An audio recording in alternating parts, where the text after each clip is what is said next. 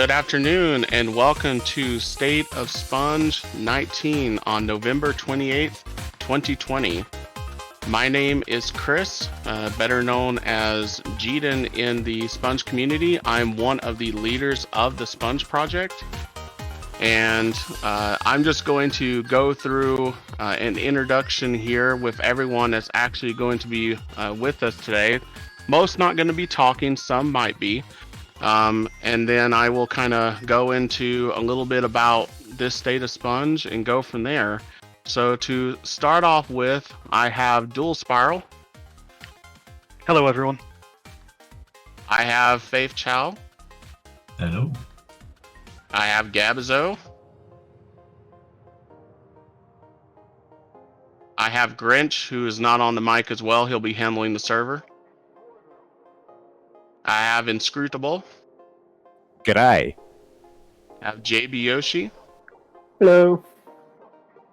Patrick's, who will not be on the mic. Hello. Oh, there we go. I was wrong. I have Mumfrey, who's handling the stream. Hello. I have Owen. G'day, folks. And last but not least, I have ZML. Hello. Also, I finally figured out how to unmute my mic, but hi. Go, Gabe. There we go. Gabe coming in at the end. He's gotta do so. You missed Dude. We've got Dude here as well. Oh, yes. Oh, we that's got fine. Dude.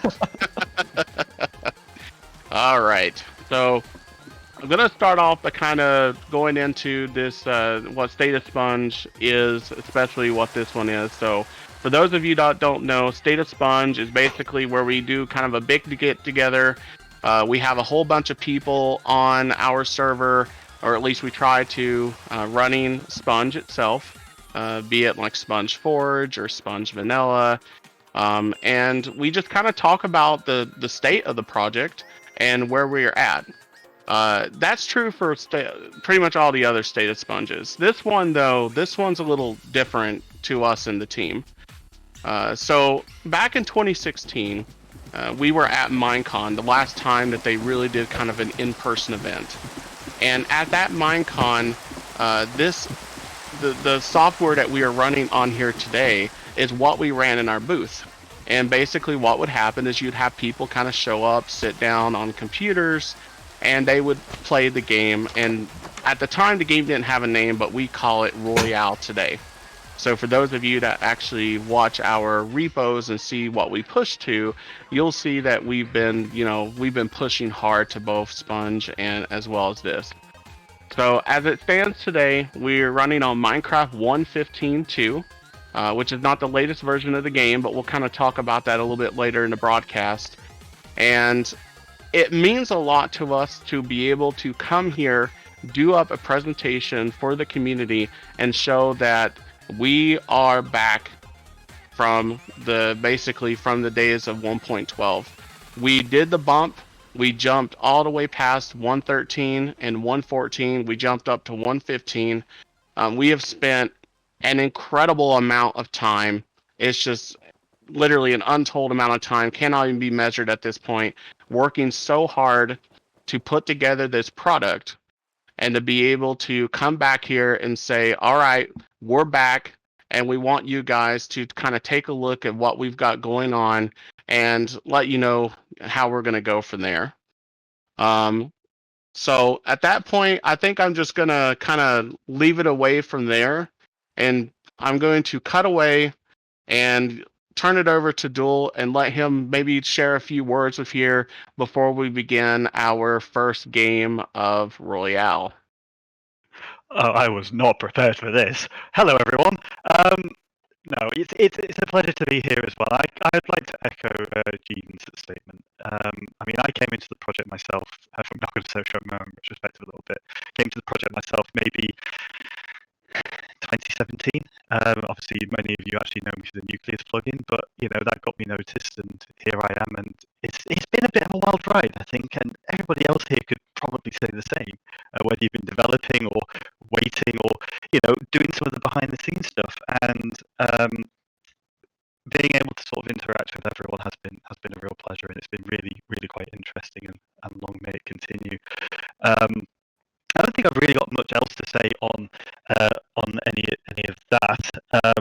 do have a cracking set of show for you, as it were.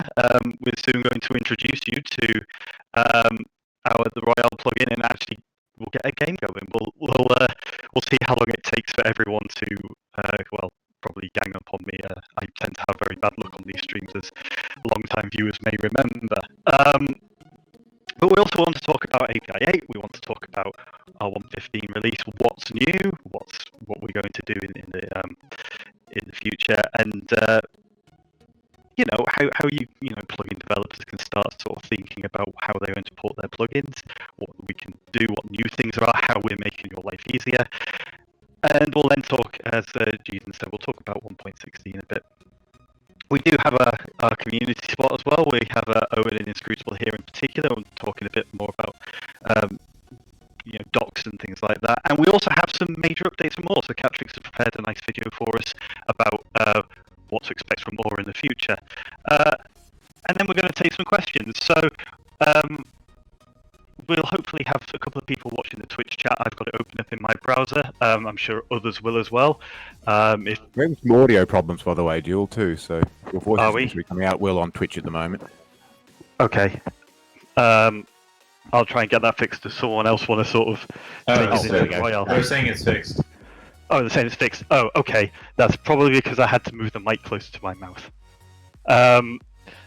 Cheers, guys. Appreciate the feedback. So, basically, I'm saying got upgraded my internet. Yes, indeed. So we've got a cracking show. We'll talk about 1.15 because that's what we're all here for. But let's first start moving into the get a Royale game. So I will. I'll talk. I'll kind of lead into that right there. So yeah. So to give you guys a little bit of background on who gets to play, we're definitely going to do multiple rounds of the game. So hopefully people can be kind of quick and kind of jump in here with the sign.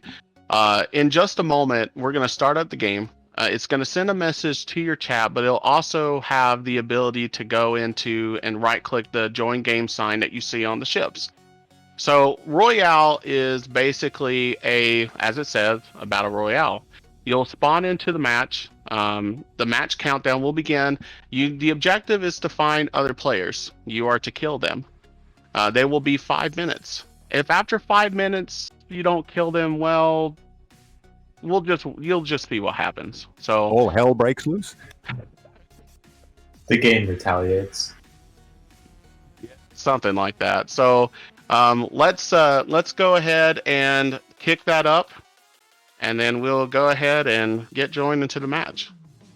So, all right, and then the match is kicking up right now. So if you want to go ahead and get over there, Mumphrey, and take a look, you'll have 5 minutes to catch by some action. And I managed to get into the match. I was quick about it, so good for me. I did not. You did not. No. Well, there's more people. Definitely a lot of people trying to get it. Oh dear. Why is Ewat attacking me? That is not fair. You should know your place. You will die. It does not support additional players. Yes, because we ran out of player spawns. Somebody got me. Somebody's evil. I'm actually sitting here thinking, like, with how adventurous these people are being, I'm kind of wondering if we're actually going to manage to make it to get to the 5 minutes or over. We may have to lower the match time to give a chance for that little event to kick up there. Depends on which map you use. If you use the bigger one, it might take a little longer. Might take a little bit. There's Kashik going. Kashik's trying to kill him. Kashik is Kashik going to win? Oh. Nope. So to kind of go in a little bit more, as some of you that have played for a moment, you'll notice that there's lots of stuff around here that can be interacted. You got to kind of scour through the areas, maybe take a look. Maybe there's a little bit of something laying around that could be kind of helpful and stuff like that. So I see, yep, someone's making use of those arrows that they got from joining a match, which is another thing. There is additional, we give you some additional stuff that can be used for it. skidding. Who's gonna win here? Who's gonna win? So This is exciting. Look at yeah. Oh. Oh no. So there's still people playing though. We know about this person. Where's the other person at though?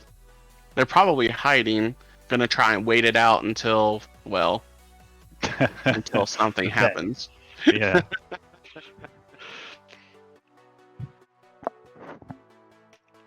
So is this remind me, is this in an adventure mode? The actual map, no.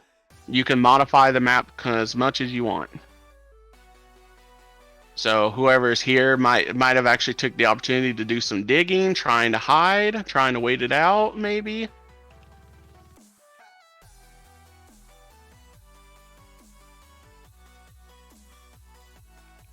Well, And they'd the have to be big thing, crouching, wouldn't they? taking a look in the chest to see if there's something in there that might be a little bit helpful. Spectators OP. Yeah, there are a few red herring chests on that map too. So how long did it take you to build this map then? That's actually about 2 months' work. We actually started that several months back. Actually, that was being built on a 1.12 server, and then when we got the opportunity to do this, we just bumped it onto 1.15 and updated it. It's, yeah, pretty cool. Hence all the lovely coral and Oh stuff. man, Yeah. there's a minute, minute 30. I think somebody is taking the opportunity here and is trying to basically hide and wait it out and see what happens. I don't think they're hiding.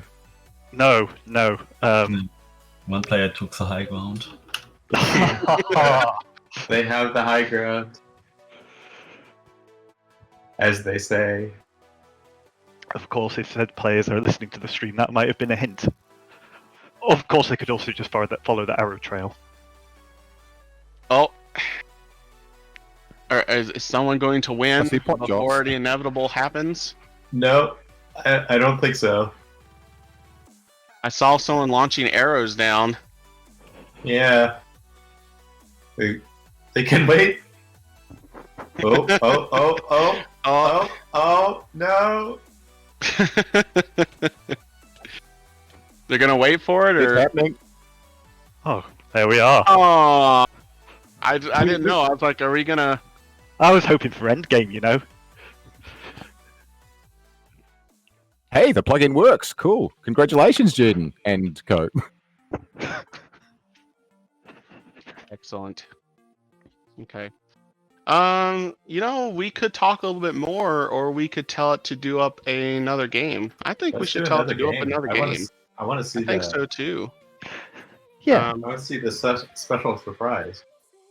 Do up the same world because I know people wanted to kind of walk around a little bit. We've also lowered the match time to give a little bit of a greater chance of getting to the end game there.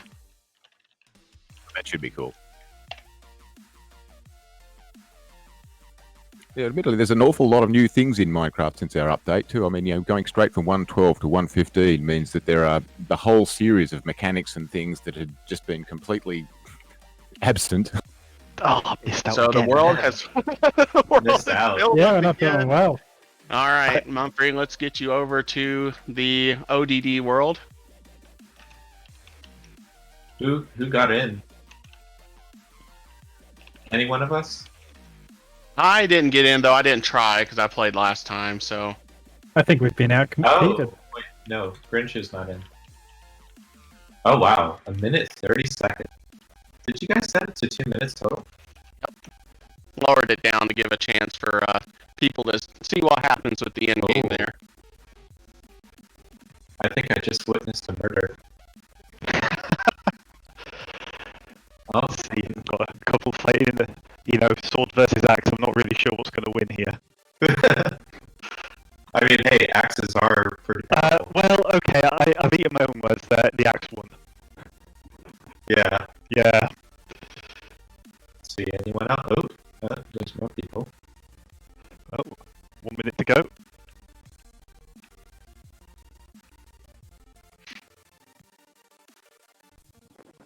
have a good feeling that we're going to See some we're going to hilarity. be we're going to see some stuff happen, in my opinion. Eden's special sauce. Oh. Wait, are these two teaming up? I think they are. Oh, well, I don't think the plugin's going to like that.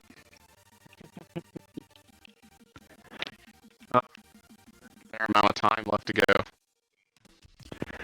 20 seconds. Who's gonna off the other? Yeah. That's I don't think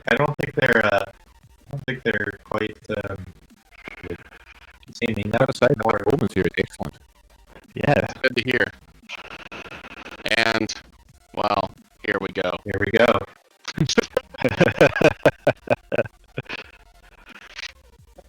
Oh, you didn't give them skins.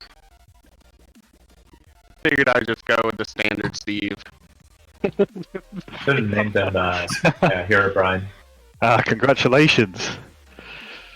I mean, it looks like you're still gonna die, but congratulations.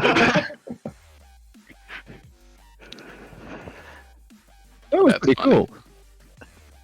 Yes, that's pretty much the pretense behind it. As you saw, is basically you go through, you battle it out with other people on the server, and basically if no one wins by the time that the countdown is done, then right now there are other human NPCs that show up. They have pretty decent equipment, and their goal is to essentially clean up the map. The task that runs in the code is called cleanup task, and I think it's pretty fitting because that's the goal. It's to get people out so that we can get the world turned off and then go back from there. And as you see, they do their job pretty well. And if that doesn't work, well, let's just say that the cleanup can't commence, and we got to get rid of the map. Gosh, I tried that time and I couldn't get into it. Oh boy, I'm Oh, in. oh, you started I'm it again? dead. Oh, what? I am so dead. I was not paying attention. I was just seeing if there were any questions. I was doing my job. I was seeing if there were any Oh, it's questions hard. in the Twitch chat, and no one told me. Oh. There's a lot of love for Nucleus, which is pretty nice. Yeah. Unfortunately, I didn't have time to get it updated for 1.15 because we've still been working flat out on 1.15 and API 8, and I only really started trying to properly port it maybe a week and a half ago, and it's so big. I mean, I've got it running. It's just not really doing very well at the minute. So for those of you that are looking forward to that, I will share more information in Nucleus Discord when it comes on, but I'm not here to advertise that plugin, just sort of say that given that a lot of people have been mentioning it. So yeah, that's my point of view. But there are other plugins. I kind of like to point out. I know of others who are already pulling their plugins up. I think Doots had a good experience of pulling a couple of plugins up, and Faith's doing his. So we are pushing forward with them, and there are people who are helping as part of the Sponge team who are writing their own plugins. Shape the API. I was really rooting for Kashik there, and he let me down. That's disappointing. All I can say is that I'm kind of curious as to what the other game looks like. A battle on the tree. Yeah, we're wondering how Jiden's murderous warriors of the end game will actually cope with the other map actually too. I don't know whether that's been tested or not. I think I'm not really sure what they'll do. I don't think it'll end very well, to say the least. Warriors from the end of time. That's what we shall call them. I call them the Guardians. Oh. Oh boy. This is not going to end well. Yeah. It's just Chris is hanging on there very well. You gotta go. You better keep running. There's a legion of them. Jesus. They're just like, Oh, they're a oh nightmare. my god. You blasted to the end. Congratulations, it's just Chris. Yep. Congratulations indeed. Oh boy. Okay.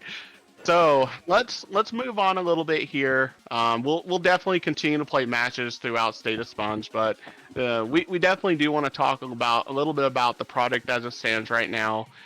The first thing is to kind of just reiterate is everything here is done purely in API code. So the Royale plugin, the spawning the humans, the mini game state management, everything is done with the API. There's no calling out to the core server or anything like that. So that really helps to kind of just show essentially the power of Sponge.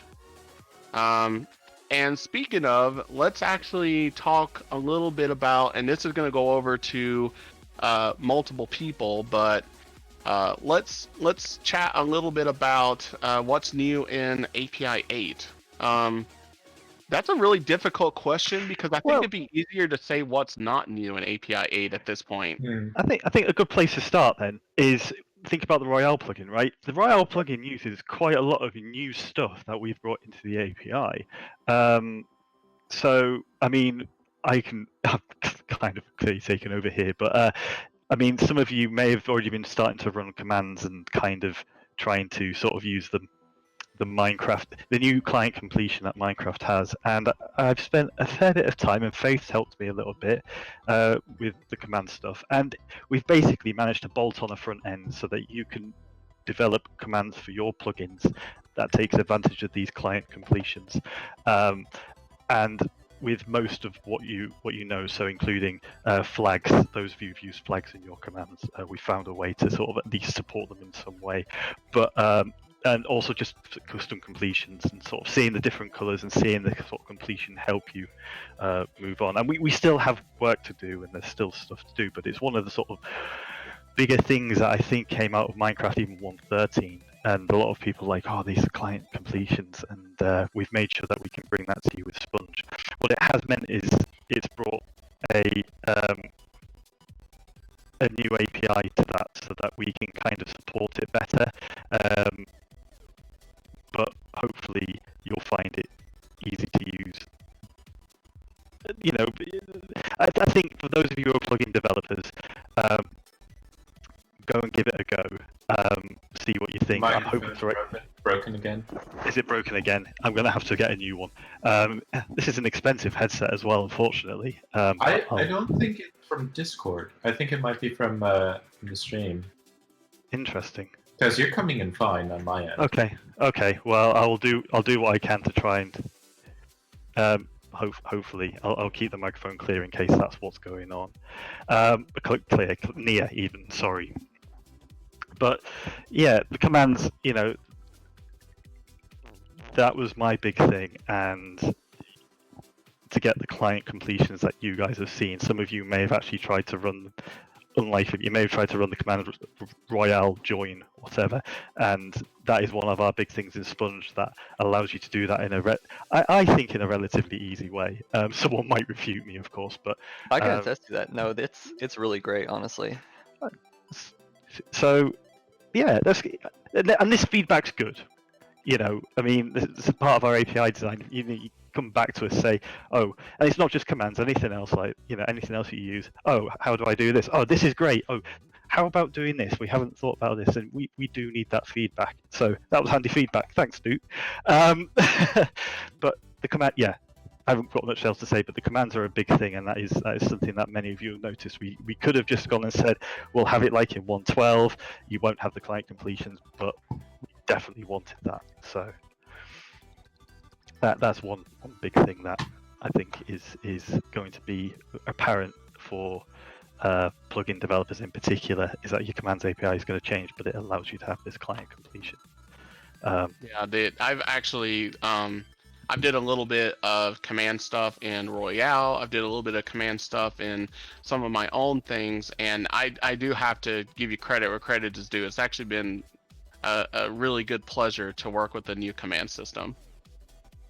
Took you a while because it's just it's been such an experience. Is that a good political way to put it? It's been an experience. Yeah, I mean, we've found a fair few issues I mean, I was ranting about them a couple of days ago. Actually, there was a couple of issues that Brigadier exposed, which is the library that Mojang use.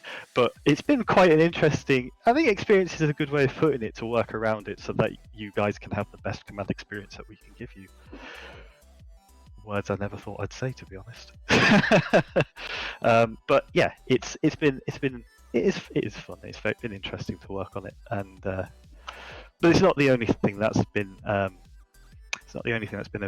made new in the API. How about the AI stuff? There's some new AI stuff, if I remember correctly, isn't there, in 1.15? There's some new AI stuff in the engine itself. There's not too terribly much more where the API is concerned. It's always one of those things that's always been kind of a pet project of mine. So it's not one of those deals to where I really wanted to kind of put some hard time into it. I think once we basically determine that API 8 is good to go, I'll probably kind of hit hard on that. It truly is a passion of mine to sit there and play with the AI system. I mean, these little humans are kind of a testament to that. Just get them sit here and just wail on people. So yeah, definitely want to do so. I mean, one of them that one of the parts that I think definitely would want to talk about is, and this is two big ones that's going to have an immediate effect on plugin developers, is two things. The plugin metadata format has drastically changed. We actually rolled the brand new plugin data format that I came up with for the Sponge system. The second one is the changes to the lifecycle events. One of the big things that you will find about API 8 is API 8 was our opportunity to go back and really take a very critical look at the API. There was a lot of things we did really well. There was a lot of things that we did not do very well. And it was an opportunity to kind of right those wrongs.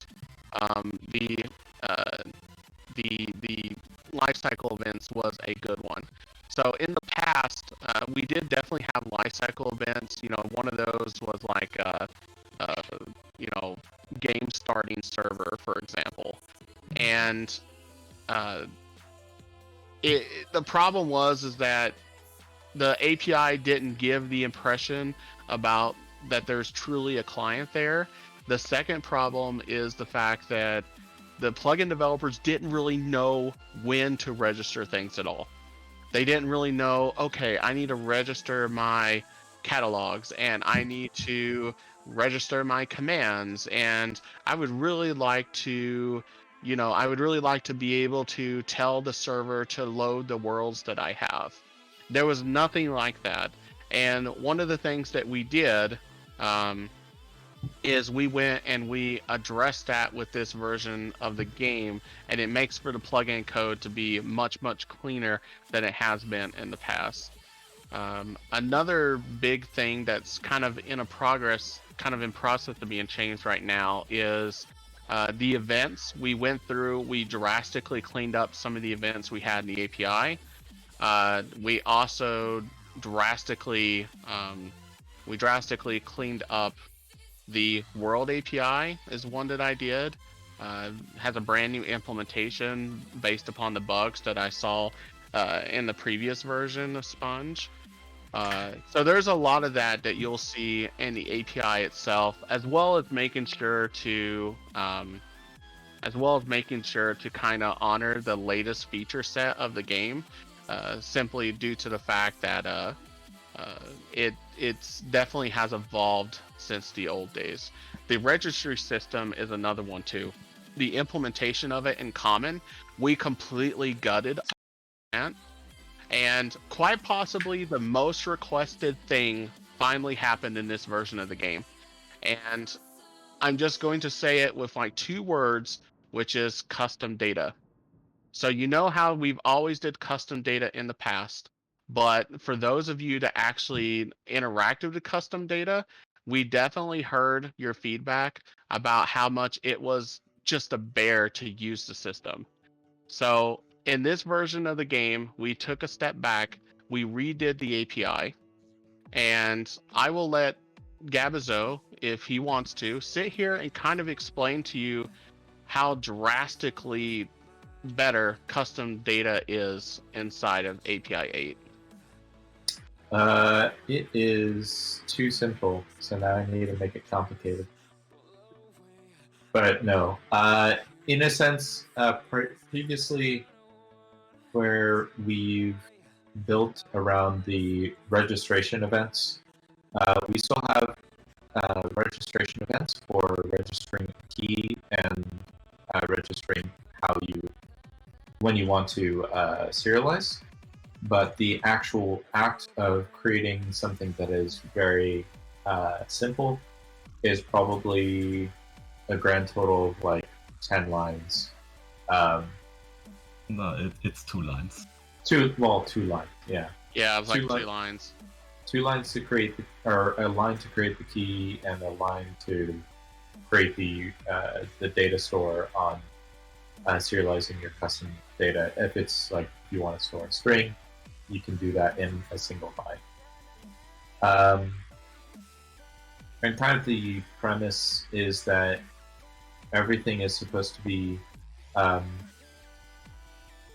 of not so much dynamic, but we're gearing it for a system that we should be able to see some reloadability come data packs. As data packs are becoming more obviously reloadable within the single game instance. But yeah, so custom data now as well, you're not specifically stuck on storing your data to the NDT, as we previously have enforced. You're now able to create different ways that you want to actually store your data, such that if you want to say, hey, I want to access, say, not the economy, but say you want to access this player's, spell list that they know of, and you store that data on SQL database. You can still actively set do the registrations such that the data ends up being accessible by keys, and it's still going to pipe through to your database as you've configured it. So it's going to be very, very powerful. We should anticipate the docs will be probably 20 times shorter. And people won't be as confused about it. There's another thing that I like as well too, and that's the fact that you don't have to subclass. If we actually had some of the plugin developers in here, I think they would do a resounding scream about this right now. But you don't have to subclass. What was it? 4 classes, I think, or something like that for custom data. Yeah, trust me, we understand or understood that it could definitely have been done a lot better, and that I Wolfazine inside of the we heard you. I promise you, we heard you. That's why it's so much better now it is in the new version of the game. And for people that have been implementing data for Sponge, I mean, we're utilizing the same similar stuff, ourselves, and it's been working out fantastic. It's been easy for us to sit there and implement our own data for the data that is on the entity interfaces that we add. So I mean, it's just been fantastic. And we know that this was going to be one of those things to where it was going to really make a huge difference in the quality of life for people that wanted to use Sponge API on Minecraft 1.15 and above.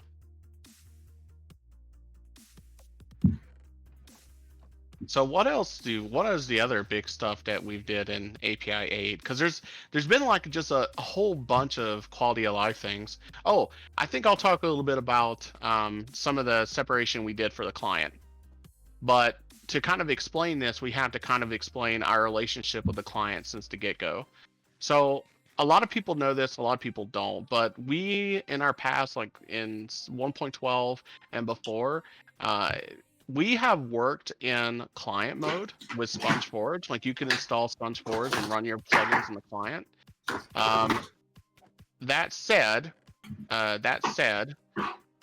it was always like the API kind of gave you the impression that there was a client, but it really kind of kept it away from your reach. The lifecycle events, you had like starting the server, but there was never one for like starting the client, for example. So you couldn't really do something without knowing what to do and where. There was no like some client-side scheduler, so you couldn't do that. There was no separation between what is truly a player and a server player. And what we did is with this version of the game, we really thought about it long and hard. And it's one of those things to where it kind of makes the API a little bit more annoying to use in some areas because you're having to know that, you know, if you're given a player, that's not a server player, for example. So a lot of the API was changed to accommodate that fact, but now as it stands in API 8, there is definitely the concept of there are some server-sided things. So you're able to get the client instance from Sponge itself. There's not too much you can do with it at this point because it's more or less just a skeleton framework. There is a client-side scheduler that you can make use of, and you know that is also good as well. There is now, you know, the separation with the players, so you can actually reference a client player. If you wanted to actually have a plugin that integrated with the client in a good way, then it's also kind of, you know, it's also really helpful for that too. So it's one of those things to where we had to get that done because it made some of the implementation and some aspects inside of Sponge itself really bad.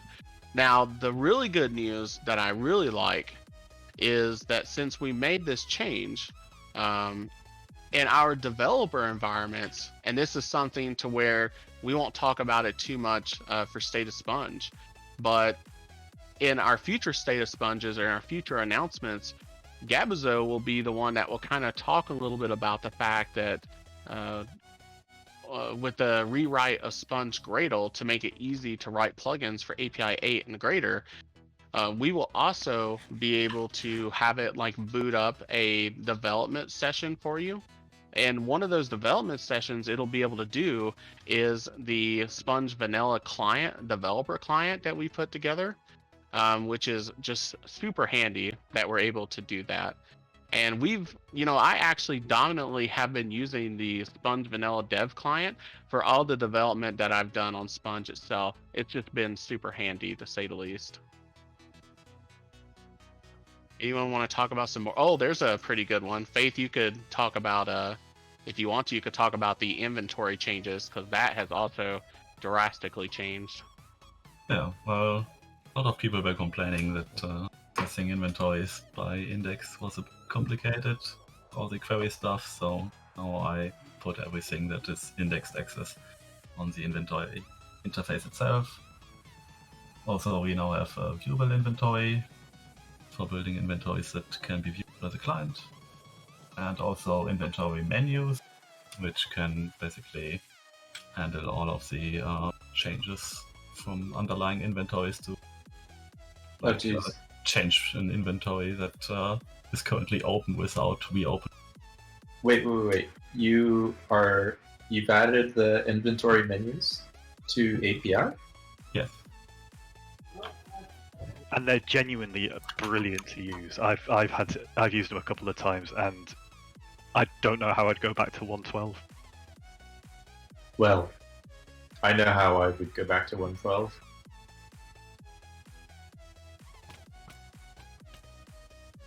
Yes. Oh yeah, and inventory menus also have callbacks for slot click and change and stuff like that. So you don't need to register an event listener and figure out what happened to your inventory. You can just callbacks And I know that I want to say it is. I know that a community member, not sure if he or she is here today, but I knew a community member had put together a basically a lib that was to be used to essentially be able to do a lot of the stuff that just simply wasn't in the API. And it's really good to see now that hopefully for the large part that lib will not be necessary anymore. At least that's what I'm hoping for. Correct.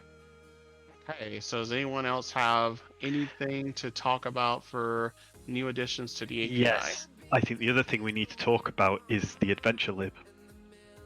Oh, Oh, yeah, yeah. that's a good. I think that's kind of an Yes. important. Our text engine has been, if you can call it engine, has been entirely replaced with the Kaori-powered Adventure Library, which is a cross-platform text library that other projects use, such as I think Velocity uses it.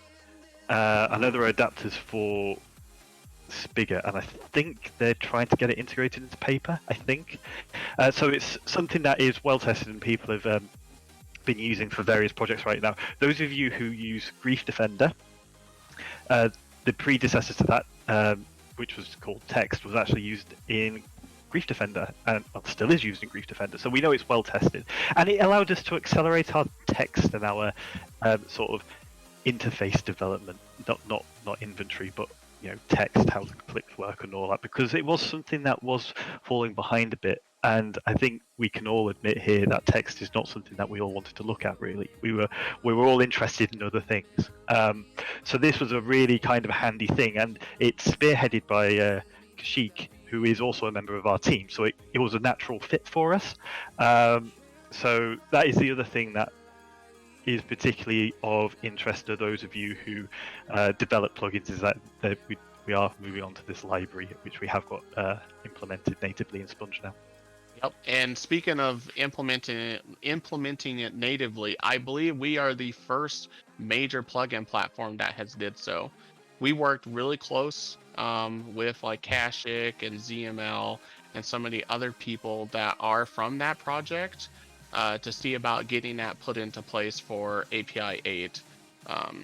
It honestly, it really was just a no-brainer to do it, because as Duel said, no one really wanted to touch it at all. It really was just a bear just interacting with anything where the text system was concerned. And if it helps plugin developers that want to make multi-platform plugins, if they don't have to do any kind of funky stuff to handle the fact that we have a text system of our own, then it was just it was definitely a big boon. And it's not just a text system, by the way. If any of you are kind of familiar with Adventure at all, it's not just text. I mean, Adventure is a library that's meant to kind of show off what you can do effect wise with the game, showing boss bars, showing boss bars, like playing sounds, doing viewer effects. That stuff right there was essentially the big deal with the library itself. And as far as like documentation, the way that we're pretty much going to handle it is in our Sponge API 8 documentation update, we're basically going to just change the docs instead of pointing to our old text documents. And we're just going to put a landing page up and get you over to the adventure system.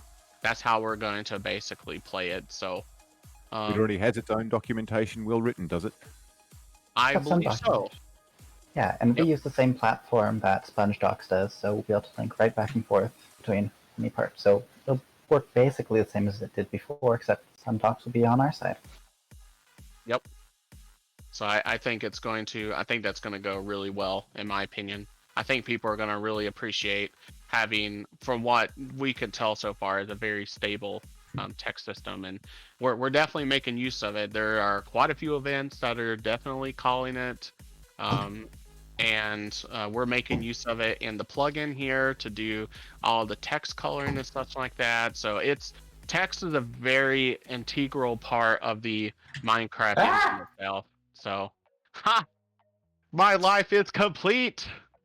Gabazo has fallen to the axe. Yes. Oh man. Now, if only I could kill Mumfrey, then my life would be complete. Speaking of, where is he? Anyways, anything else that we want to talk about where new API is concerned? And just Oh, there is go one ahead. thing. Yep. It's something that's complicated, but not very but something that we tried to make not complicated. And it's actually something that is powering Royale right now. And it's effectively the volume stream API. Oh, yes, that's a good one. As some plugin developers may be familiar with block workers in the past, something that we've introduced since API, I want to say 5. The uniqueness of... Ooh, there we go. Wait. Chris, I think your Royale is trying to spawn swordsman where I am spectating. It could very well be. Oh dear. Oh no. I actually want to win for once. Crap. Ah. Think of it as a Uh, bonus. But yeah, so volume streams effectively embrace Java 8. They do embrace Java 8 Stream API by taking advantage of effectively building out the how should I say? It can build out either entities, it can build out block states, it can build out block entities, it can build out what else? Biomes. And effectively, you can stream across an entire section. And what we've done is we've made the stream actually optimized to be able to stream in a more intuitive manner of here's the blocks by chunks, here's the block states by their chunks, and we've even managed to re-implement it to being able to copy-paste by using a volume stream. And the premise is that it's supposed to be simple. There's a lot of factory methods or static methods that are pre-built for you in the API that we've actually ended up using specifically for our test plugin, just to show that it actually works. So there's no super internal system that is being taken advantage of for test plugins to verify that it actually works. What else?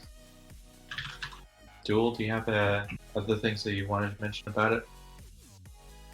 No, not particularly. I think we've kind of gone over a lot of the main parts of the API and the things that, I mean, I was going to say plugin developers will get excited about, but honestly, everybody should, because it will open up so many new avenues for plugins, right? Yeah, not really much else to say. I can't think of anything else. Anyone else got anything? I think we've covered, definitely have covered like the big parts, I would say. I think another thing should be said, and I'll just kind of just mention a few words, but just overall, the additional stuff to various interfaces, cleanup of methods, which we're still doing, so we're not done with that yet. Cleaning up of Java docs, same deal. Just actually taking some time as we're updating to try and use the systems, see what we could add that would make people's lives a little easier. Do that right there. So I mean, we've done a lot of that, and I hope that as your usage of it, you can kind of see that and truly appreciate how much better things have become. And with the monumental amount of changes, those of us that have plugins They definitely they're forcing us to kind of go back and change our own plugins. So I know that, for those of you that happen to love Nucleus, as we're being told, that Nucleus is going to be better for it. When Grief Defender gets ported over, or not ported, but when it gets updated to the new version, it's going to be better for it. The plugins are just going to be better overall because everyone is going to be forced to kind of take a look at what you do and go from there. So we're really excited to see what comes about from the new version once it is released. Okay, so I would say at this point, we'll go ahead and play another match on the ODD map. We also have another map that we have today. We haven't played it once at all. We'll go ahead and run this last round and see what happens.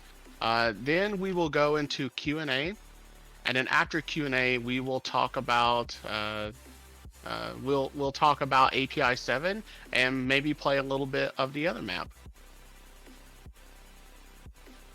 I tried to get into that instance. I finally got into one, mostly because I was paying attention this time. Mumfrey, are you trying to cheat? I will have you know, you will not make it into the instance with that equipment. The big difference with the other map is that it's primarily relies on being aquatic, seeing as I thought I'd try and take advantage of the new aquatic mechanics. I just feel like I need to defend myself. I have to say that the ODD map is a great map, but that other one that's coming, which you guys should definitely stick around with and see if you can try and get in on it, I was blown away. I truly was inscrutable. Groovy. I saw it and I was like, wow. And to be honest with you, you really forced me very quickly to start to learn some of the new mechanics. Because I'm sitting here like, how am I going to play on this? I bet you were surprised when you weren't drowning. Yeah, I was like, why am I... Air's not really... Why am I not drowning? And yeah, it's... just... Think of it as an induction. For those people who hardly ever play the game, just program it, Yep. Absolutely. So let me get myself situated over there, see what's going on. I'm trying to find people. I mean, I didn't last very long. You got in on that game. I did. Not for very long. Ah, there we are.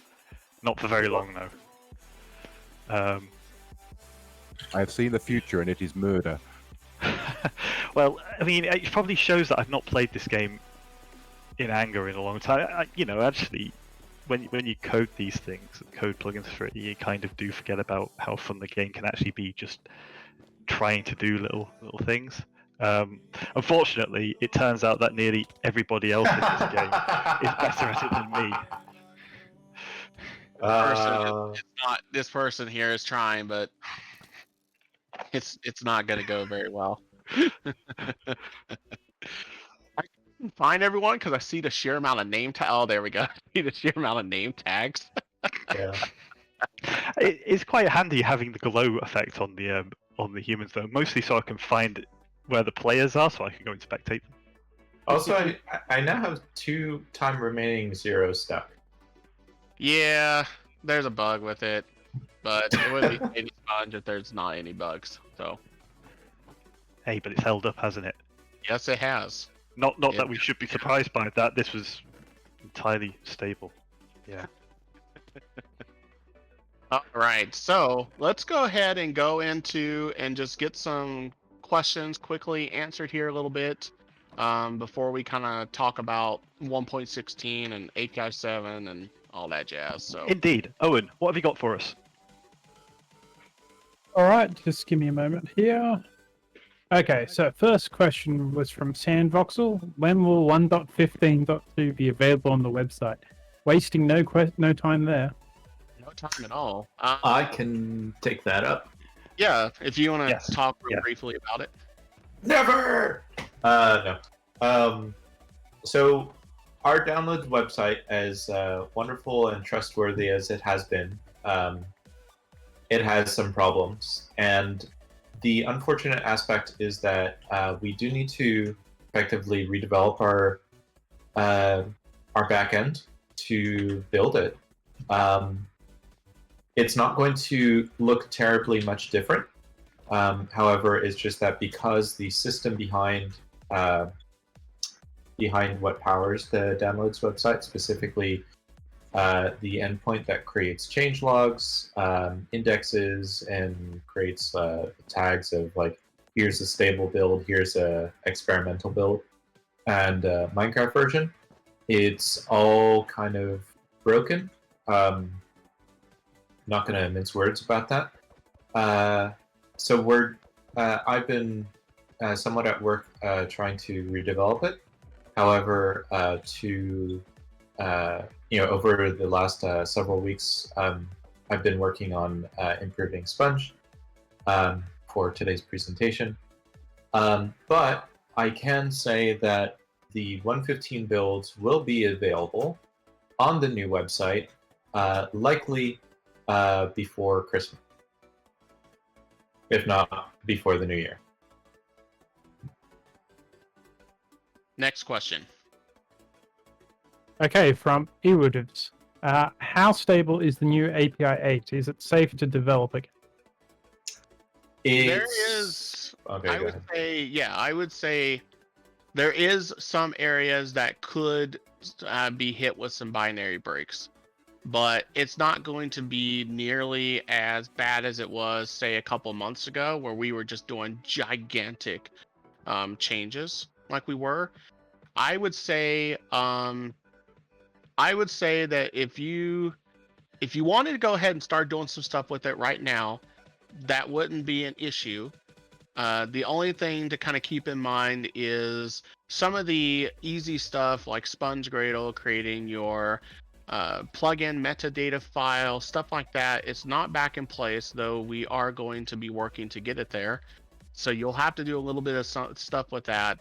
The good news is that the test plugins that run whenever you run Sponge Common, those test plugins are readily available. They show you exactly what to do to kind of get your plugin up and going. When you run the server, it's still like the old days. There's still a mods folder that you throw your plugin into. If you're adventurous, you can see about doing some work to run the server and put your plugin into it in the developer environment. The biggest issue is not that you can't develop against it due to fear of massive API breaks.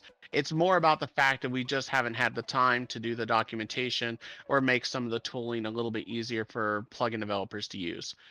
I will say that if you are someone that has utilized doing like mod development, then some of the stuff that you would actually do really wouldn't be all that bad. It would actually be pretty much similar, and it would be pretty familiar. So to kind of end it with just a word, I would say, at this point, I would go for it, because I would hope that you would come back and talk with us and let us know if there's some rough edges that need to be ironed out, like Dew and a few others have been so nice to do so. Next question. From the Naso. Well, a question then, with 1.16 coming eventually, will 1.16 support be another new version of the API, API 9, or will it just be an update to API 8? That's a really good question, and it's one, honestly, that I expected to get from the get-go. So obviously, this is 1.15.2. And 1.16.4 is the version that the main game is on right now. It's got a whole bunch of new content, and we definitely want to look to get ourselves onto that new version. As far as the new API release, it's really going to depend upon number one, how quickly we get onto 1.16.4. Number two is if we've released the API, we've told people to make use of it, and then all of a sudden in the API we have to do some kind of breakage of some sorts. If we do, then we have to go and bump the API at that point. Otherwise, we could use the current one. So with that said, it's really hard to say one way or another. If I had my preference with how things have kind of went in the overall community, I would like to say that API 8 will be the API for 1.16.4, but it's going to really come down and determine how the rest of, I would say at this point, how the rest of 2020 goes. That's going to really dictate it.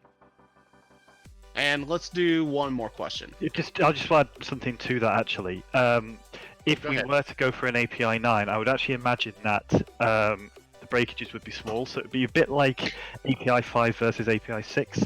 Most plugins ran on both versions no problem. There were just minor little things that changed. So even if we did bump the major API version, it would be nowhere near as invasive as 7 to 8 or even 6 to 7. So I would not worry too much about it in any way anyway. All right, and one last question.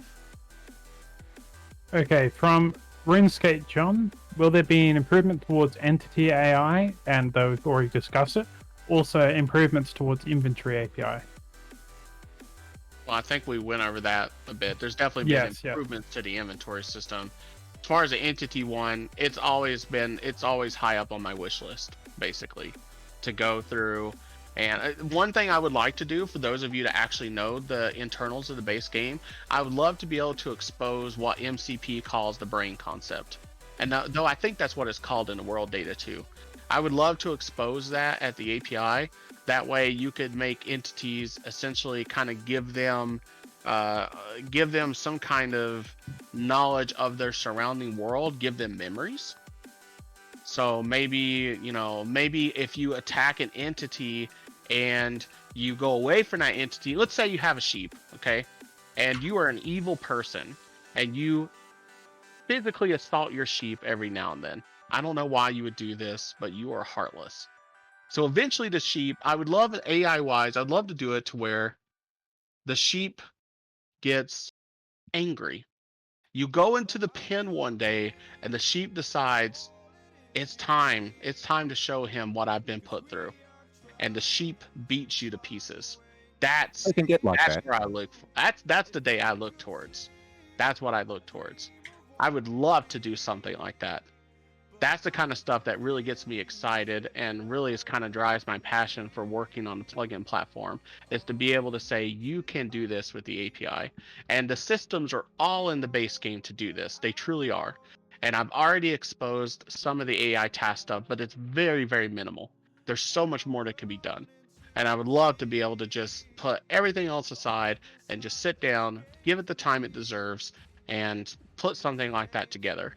And maybe even come back onto a future State of Sponge and say, you know what? Do this and then watch what happens, sort of deal. That would be awesome. Okay, so that's it for the questions that we'll do for the moment. We're going to have more Q&A sections as we go through State of Sponge here. So now let's go ahead and talk about, let's do another Royale match, but let's do it with the different map this time. So we're going to go ahead and get that going right here. And definitely give the new map a try and see what you think. Let's see how many people are now clicking furiously on the sign. Oh, trust me, I am. I can give a brief docs update too, while we're trying to set it up, if you want. Yeah, go ahead. Well, there's not a whole lot to mention about the Sponge docs at the moment. We can't build at the moment because we're trying to migrate from Jenkins to GitHub Actions, and there's still a few things that need to be accomplished before we can get that all working again. I believe Felix is in charge of most of that. He's been doing an excellent job so far, so watch this space. When it does start building again, probably the first thing we're going to hit is the enormous Chris? PR. Why am I stuck Relating in the to, water? Enormous PR relating to updating to API 8. So if anyone wants to pitch in and help us update the whole thing to API 8, there's going to be an enormous series of changes when we get the new branch up and running. Wait, are we all water breathing? Yes, we are. But there's a catch though. You might want to keep track on your water meter there and keep track where the bubbles were. What do you mean? That water breathing's not forever. Oh. Nothing's forever. Yeah, it's an ocean conduit, I believe, and it causes water Yes. breathing for a certain range. This map is just truly fantastic. Okay, Inscrutable, please spend a few moments to kind of talk about this one because it really Well, is. Okay, look, actually, it's a kind of a recycled map in some ways. So I went and actually basically found a nice bit of desert and converted it into tropical ocean and put this gigantic cathedral in it. It's actually it's Glastonbury Abbey, and it's something I built back in the days, would you believe, of Spout, and has been extensively updated. Really? And it's actually based. The entire structure is based on Glastonbury Abbey, which has been a ruin for about 300 years. I can confirm that back in the days of Spout, he constructed it using my old plugin, which added in, I think, was it white stone? It was like painted stone. That's right. He It was has made out of updated it year after year. bone-dyed stone. The whole plane was built out of the bones of the dead. Now, I will go ahead and tell you that I'm not exactly sure what's going to happen whenever we ultimately see the Guardians show up. Their AI tends to like to swim, so they might decide to do a little bit of nothing. If that happens, well, there will be a, let's just say there will be an end resort that will happen. Groovy. Yeah, I don't know whether you'd actually programmed the non-players to swim yet, because that's one of the new mechanics in the whole system, swimming. That is correct. That's one of the things that, unfortunately, I ran out of time, but I was kind of curious to look into how to have them kind of swim after you, which would be... I don't know that non-players can swim or not. I've not seen that done before. Where they, like the little humans, where they do the little swim in. Oh, I'm you not set sure. up a whole water breathing thing. The aura. Ocean conduit, yeah. Yeah, ocean conduit. That's the thing. Yeah, there was a nice spot in the middle of the abbey to put it there, so it seemed pretty good, and it covers the great majority of it, which is really cool. So you've got to get used to the new water mechanics and swimming and so forth in order to be able to cope with the map. Oh, But it has the advantage of lots of tropical fish showing up too, and oh, we have a winner!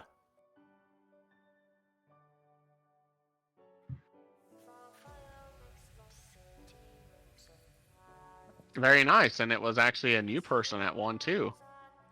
We had a couple of repeat winners. I think they were coming up with a strategy for the map. Yeah, if anyone's got good French, they could probably pronounce the name of the map better than me, but it was named after the Bussy track. Was it the Engulfed Cathedral? Cathedral Angleterre, I think it is.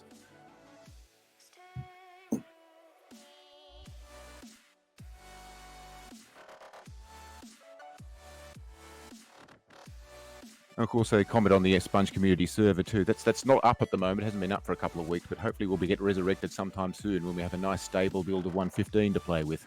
Heck, we might even just leave Royale on it if we can. and before we Pending fixes. recreate Hypixel from like 10 years ago. So, we've talked about the docks here a little bit, and we'll go ahead and play a few more matches of that map as well too, for sure. I actually got into it. Yes.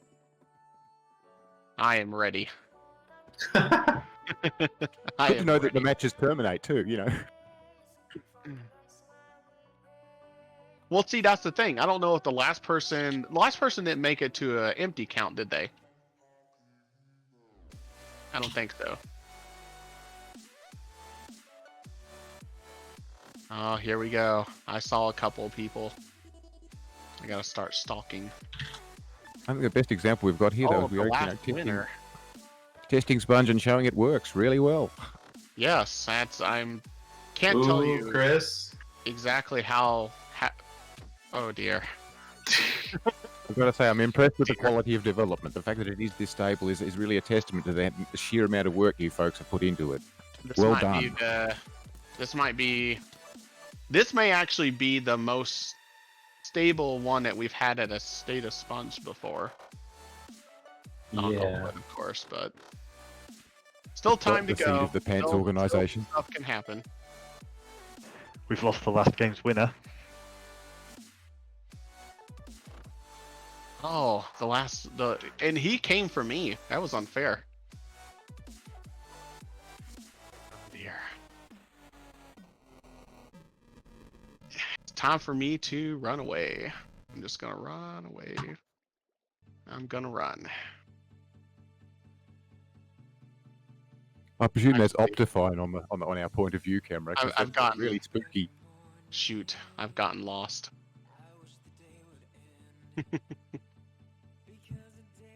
Yeah, you did get lost. But hey, maybe you'll be able to survive. That's what I'm aiming for here. Is I'm aiming to survive. I'm watching, seeing if people are around. Oh, Okay. you sneaky human. One little oh, here we go. Okay, there's no issues. No issues at all. I just touch this and I'm good to go again. Okay. I'm riding this out to the end. I'm gonna win this one. You didn't check the whale? I'm gonna win. There's 2 whales. Yeah. It's good to have a map big enough to hide 2 whales in. Well, it allows people to have a whale of a time. Ha ha ha ha ha. Isotation, what you did. It's not good. I think we're gonna find out what happens with the humans. They're gonna try and swim. That's what's gonna happen. They're not going to attack, they're gonna swim. Oh, because it's a higher priority. Yep. Swim. Which is fine. That's no issue at all. I'm guessing the Guardians will try and attack you next. Oh crap. Oh crap. Guardians No, would be no, a no, good no, no, in-game no, no. solution, yeah. Oh, holy crap. Oh, they got you. Real Wow, fast. okay, they still attack. Crap. I mean, they don't swim at you really fast. Shoot. There's nothing like discovering what the plugin can do live on stream, right? It's what sheer makes it beauty. all worthwhile. It's beautiful. I mean, Blasted. I'll be honest. I'm surprised. Oh. Wow, someone's making it. Oh, no. Anyone actually made it past the Guardians? I don't think anyone has. Which, to be honest with you, I think that was pretty much, for those of you that were at Minecon 2016, that was the case, wasn't it? I think the Guardians finished off everyone on each match. I don't think they actually made it to the overtime cleanup phase, if you will. I mean, they're The scheduled pretty rain strong. of fire.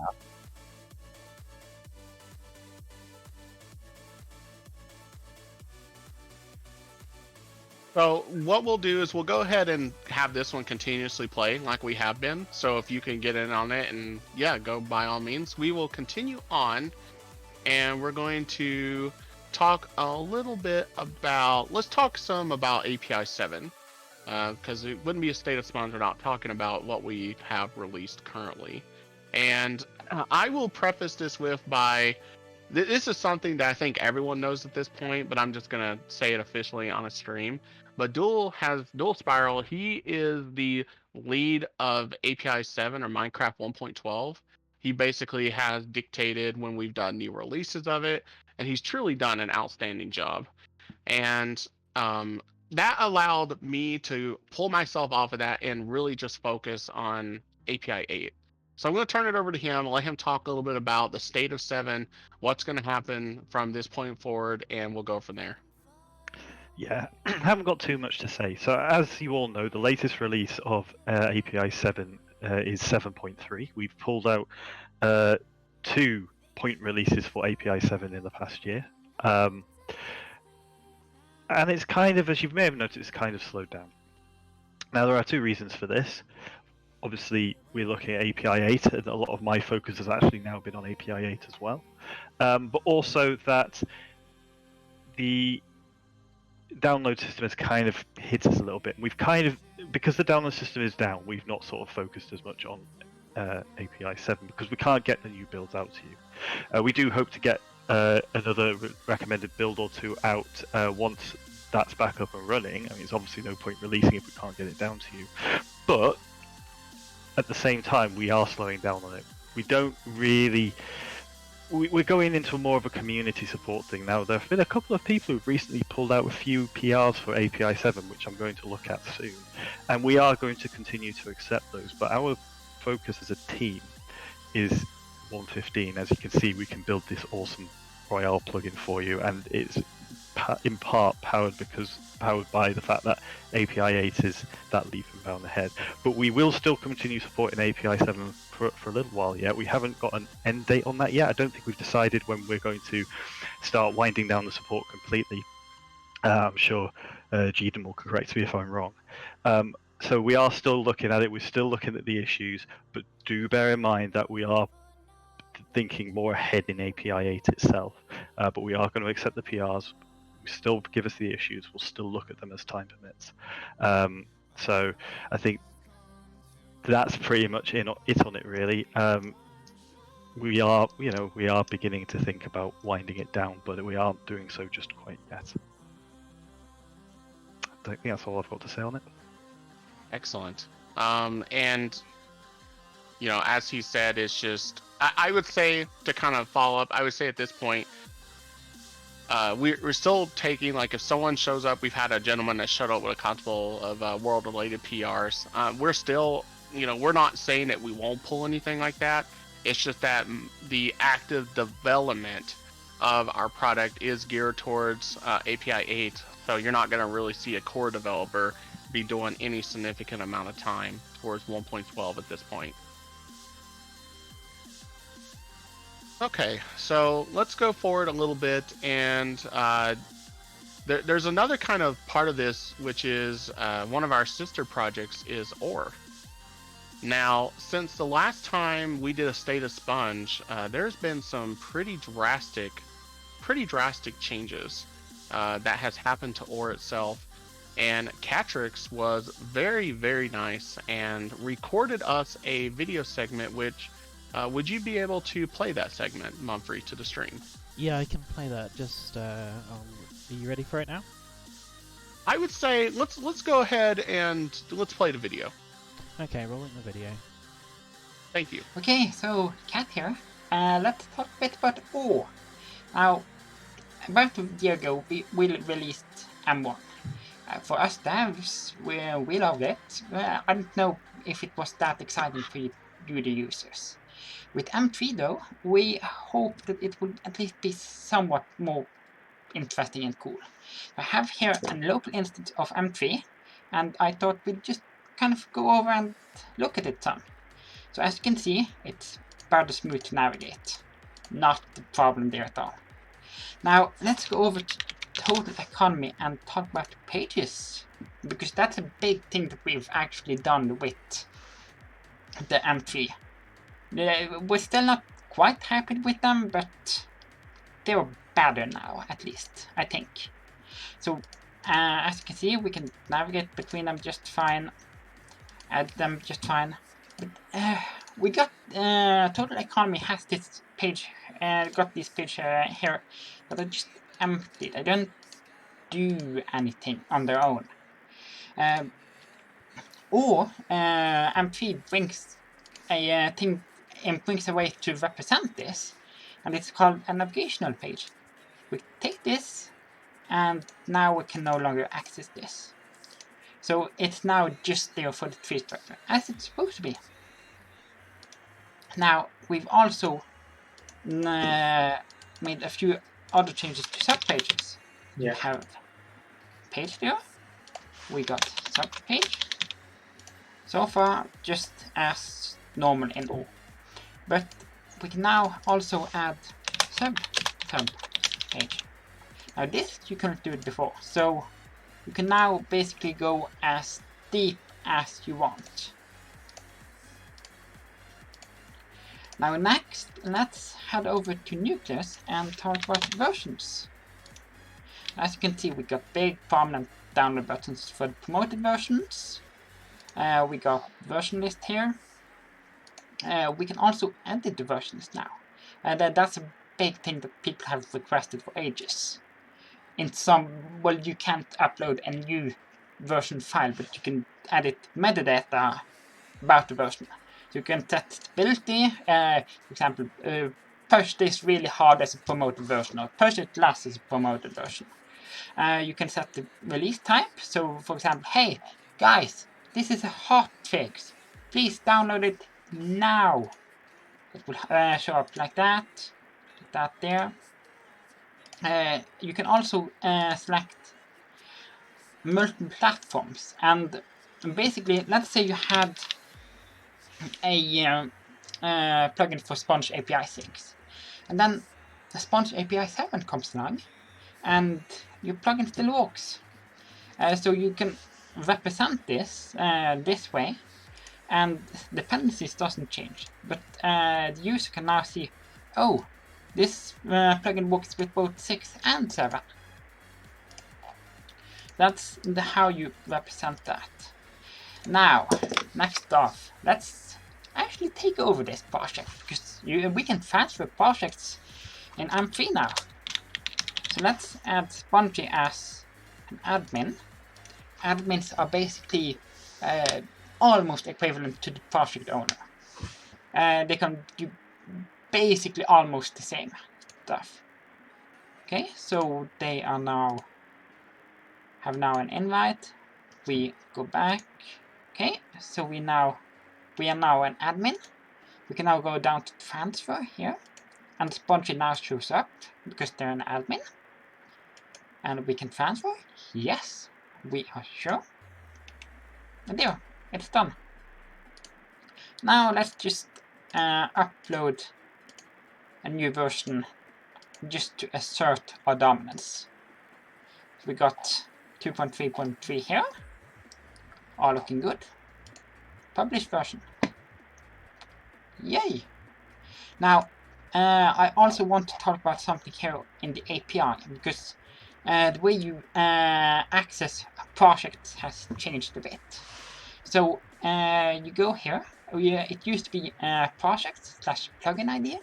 It's now project owner/project slug. That's mainly done because we want to make OR less reliant on plugin IDs in general. So we have set up redirects for this. Please don't rely on them, because they won't be around for ages like API V1 will.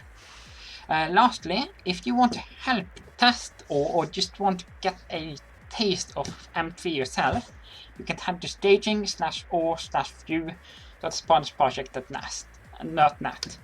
We really appreciate all the help we can get here, so please do help go there and just walk around and see if we can break something a bit. So that's it for me. Yeah, thanks.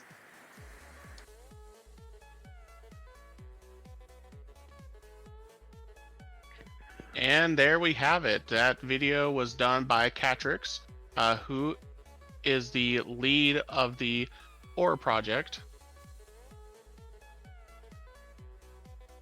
I've done amazing And- things. Yes, definitely so. I mean, it's just been absolutely fantastic, the progress that has been done with OR. And we definitely invite you to go to the staging website. You can see the link in the chat by Catrix himself. And you can just go there, give it a shot with the new Vue front end. It is just so much faster than it was in the past. Them pages just go by like lightning, and we hope that you guys will find that it is a far better experience than it was in the past. So absolutely, or staging-or-view.spongeproject.net. Give that a try. Drop some feedback to the OR developers, and obviously send them, comments, any concerns, and if you want to just drop by and say, hey, you've done an outstanding job, well done, they'll take it.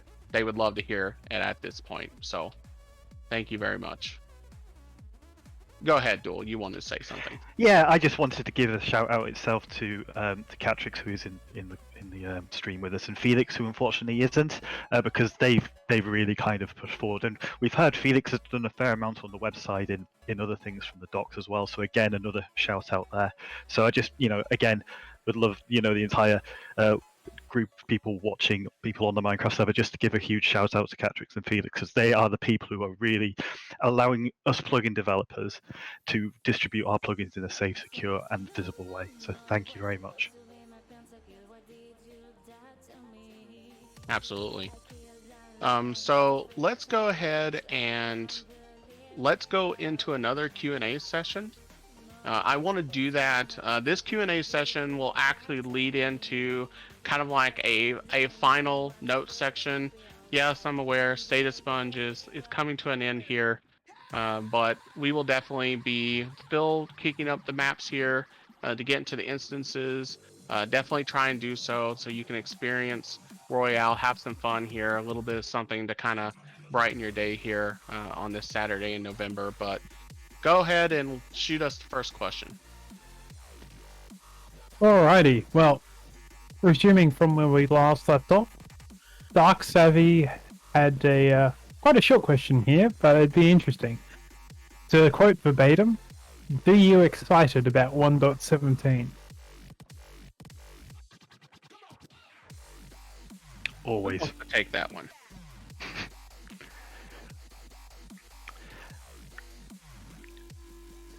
It's an interesting question. You can take multiple ways, right? As a community, we're always going to be excited about the latest Minecraft releases. So, yes. I mean, that's a simple answer. From a Sponge perspective, I think so. For me, learning about the engine and kind of, we have the massive changes from 1.12 to 1.13, 1.14, 1.15, and we're hopefully not going to get to have to do that again. But they come up with new gameplay mechanics, and there's something fun about deconstructing them and working out what they've done and how can we allow you to take advantage of them. So from that perspective, yeah, I'm quite excited. I think it'll be very, very interesting. I don't know about anybody else, but that's the way I'd look at it. Yeah, I thought it was very simple. I thought it was an interesting question. Like as you said, we're always interested to see what content they bring to the game and how we can change that around. But then the other aspect is, of course, the development side and how difficult it is to handle all that. So, from my perspective at least, it looks like it shouldn't be huge under the engine changes, though I may be wrong. One of you could address that. There's definitely been a few under the hood changes with 1.17, unofficially and officially. I think unofficially wise, some of the Mojang team members have kind of talked a bit about doing some stuff with infinite height, which I personally feel that's kind of like the creme de la creme change that they could do for the game. That's like the big thing that is left to be done, is to allow people to scale out their worlds as tall and as high as they could go, stuff like that. Absolutely. The other one is, I know that there was some additional cleanup under the hood for world generation, some changes that they did for that. Going back to like 1.16.4, that was the big thing that happened in the point releases, was there was another giant world generation change. There's going to be additional world generation changes for 1.17, and obviously just a whole bunch of new content. I mean, the world generation, as far as like what can happen when you go down like a mountain, for example, when you can kind of like on the top of the mountain could be, it'll be like one biome, snowy peaks, stuff like that. You go down into the caves, now you're in a completely different biome, and it's like a completely different world. And that sort of stuff will go a long way to make for a very, very it'll make for a very more dynamic map to it, to say the least. Another thing too is there was some separation out with the definitely with the world data. Entities not being in the region data anymore is a pretty big change. I'm actually looking forward to that one. I really enjoy the fact that they made that change. Another one that I50 mentioned in the chat, and he's definitely right about, is allowing block entities to kind of make them smarter about when they can tick. which is going to be a huge. I think that's going to be kind of a huge deal, in my opinion, to change that right there and make it to where you don't have all that code that's running on particular platforms based upon what's going on. So anyway, I'm done rambling about it too, like you mentioned. So let me have you throw up another question. Okay, from to Brian. A question addressed to everyone. What is your opinion on tacos, the food? And the second question here was, do you see API v8 as the definitive version for the foreseeable future? Or do you think that you'll be making small incremental changes as needed? I have a Number one, controversial love tacos. I've got a controversial answer about the first part. Okay. Pronounced tacos, not tacos. What? Taco, taco, taco. I've had this argument with American friends before, and it's actually from what. So my mum speaks Mexican Spanish, and she said that actually they pronounce it taco, so it's kind of closer to taco than taco. I'm with you on that, 100%. You're only with him because you two are you Correct. two are on the no. You're wrong. That's what Really? it is. Yeah. It's impartial to the American and the British. I have heard it pronounced both ways, so I hope I didn't offend anyone there. I feel like I might have started a small war, which we Yeah. can resolve in a game of Royale. As long as you're not pronouncing it taco, we're good. Yes, we can all agree on that. Interesting. Minecraft has Mexican food in it. So Yeah, I like it. But with yeah. that out of the way there, as for the second question, we definitely foresee that, you know, there will be incremental changes that are done with API 8. We have definitely wrote API 8 to kind of be the definitive version of the API. As I mentioned earlier in the broadcast, it was our opportunity to go back and right a whole bunch of wrongs with it, which we have certainly done so far. But you know, do not be surprised if you see us do like an 8.1 or an 8.2. I mean, it's the same sort of deal that we've done in the past. I mean, with API 7, we've did 7.1 and we did 7.2, for example. So I mean, this is just, you know, it's our versioning strategy. It's how we do things. You know, that's never going to change. So hopefully that's an answer there. Next question.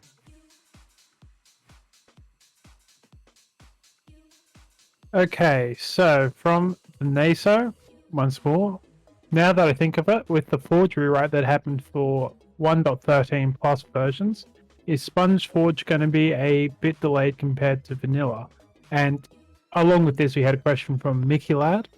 Is there an ETA for Sponge Forge after Sponge Vanilla is out? Nothing precise, but like weeks, 2 months, 6, 10. So there's a bit of room in that ETA, I will say. Absolutely. So to go with the first question, yeah, there was drastically some changes that happened with Forge. At this point in time, it has been our goal to get the API back up and going again, to make Sponge Vanilla, to basically, you know, make it a first-class citizen, prove that Sponge works just fine, and then we would look at Forge at that time. So Sponge Forge, we have not did really any work towards it yet. Jamie Rocks, if you follow our repos, he did up a PR for like initial Sponge Forge work. As far as like an ETA on Sponge Forge, I would say it really comes down to taking a look at what Sponge Forge did before and saying, all right, we can do this a lot better now, which I honestly think we can. I will say that Sponge Forge is basically going to turn into, you know, just to be completely transparent, it's going to turn into a complete rewrite of what Sponge Forge actually was. And I feel like this is actually a really good question to kind of lead into what I was going to kind of talk about a bit after the Q&A, but we can just kind of mesh this together due to time. But for those of you that are observant, you'll realize that with API 8, there's no Sponge Vanilla repo anymore. Sponge Vanilla was merged into Sponge Common.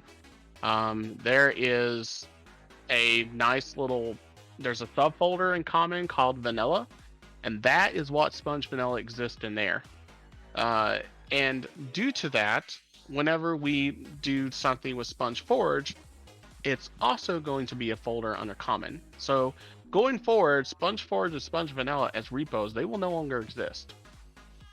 This has netted us huge benefits. Back during the old days, this is many years ago now, there was a decision that was made to separate Sponge, what was known as Sponge at the time, into separate platforms.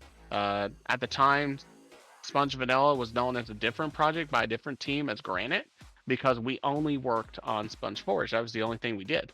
But we wanted a vanilla platform because it was really hard to know if we were breaking things, if Forge was breaking things, and so on and so forth.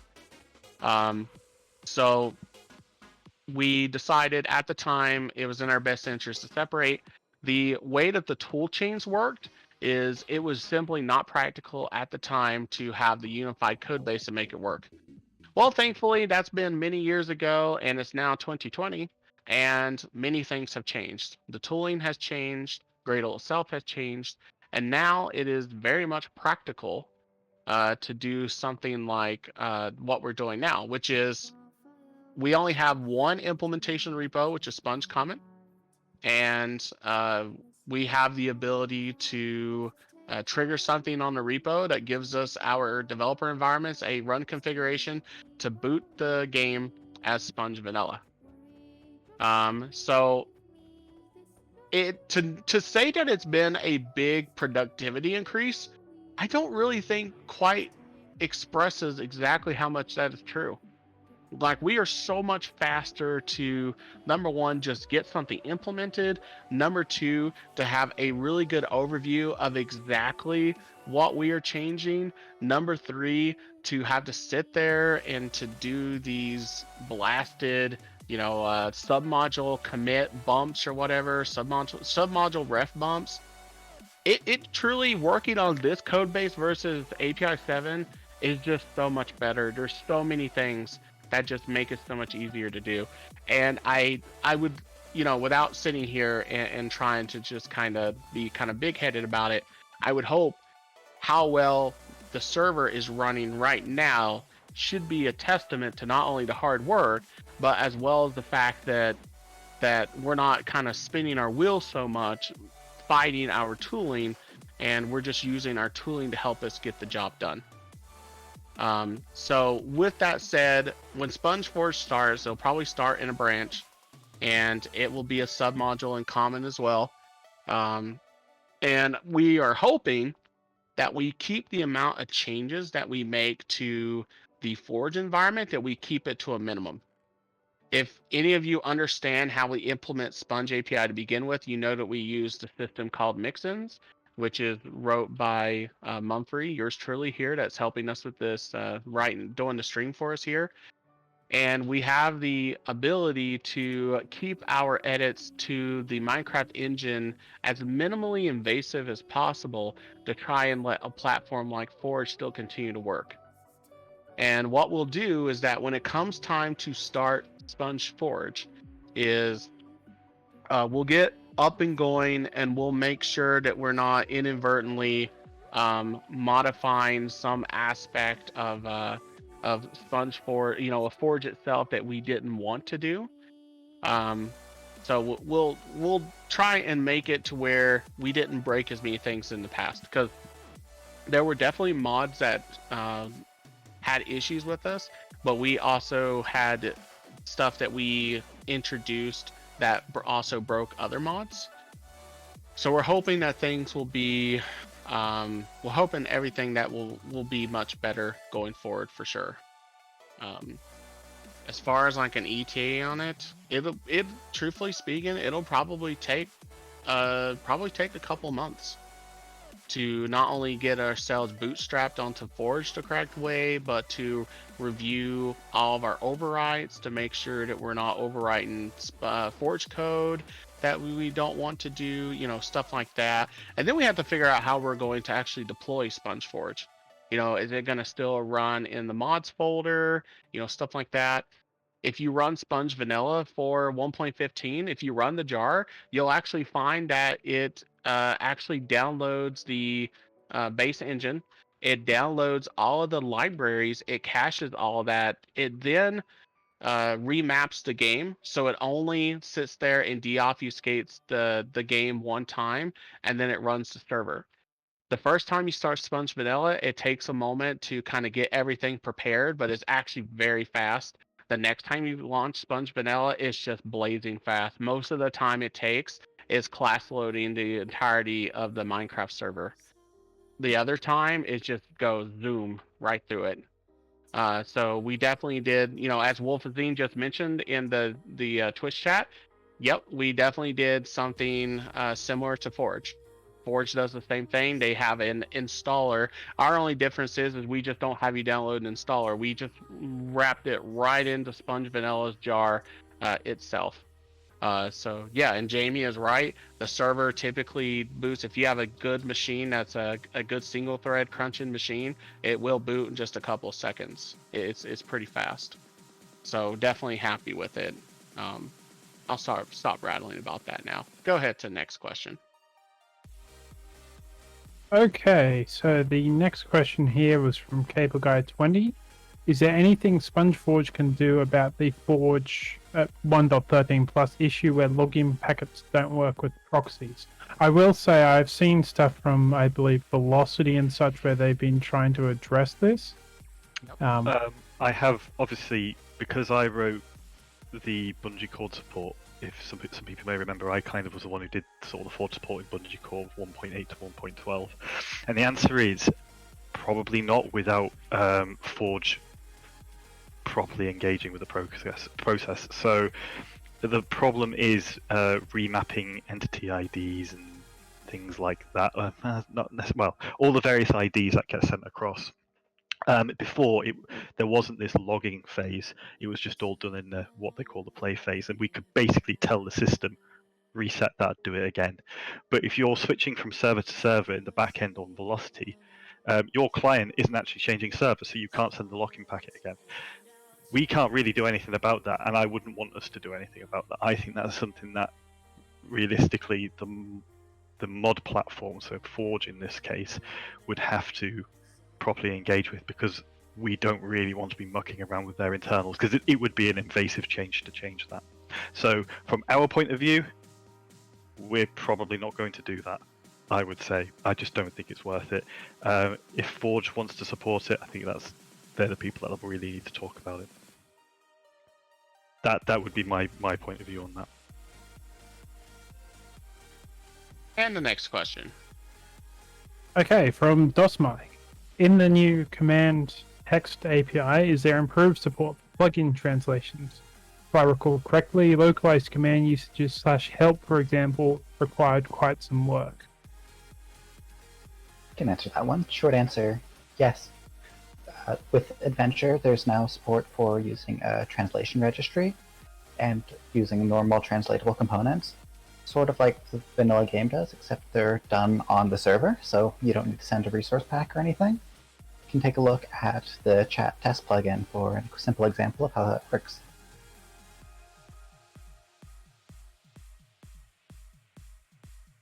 Okay, it sounds like that's all for that question. On to the next one. Not quite a question, more of a statement from Wolfazen. Inscrutable, thanks for the docs. You are the best, and all the people on the docs team. So I thought that was one I had to pass on. Here.